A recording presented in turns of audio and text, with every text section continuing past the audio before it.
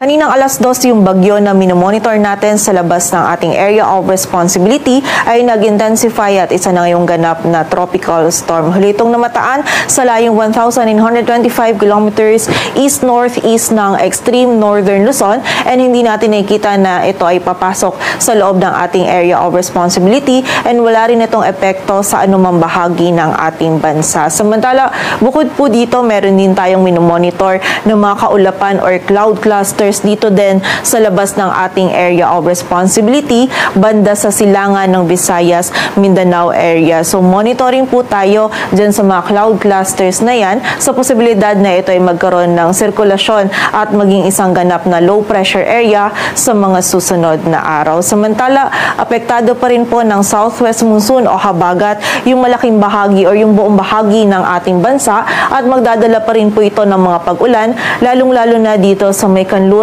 ng Southern Luzon at Visayas. Ay nakita po natin ngayong weekend hanggang sa or maging sa susunod na linggo ay patuloy nga pong iiral itong habagat at magdadala ng mga pag-ulan sa malaking bahagi ng ating bansa. At posible po maging mas maulan pa yung panahon na ating mararanasan by next week.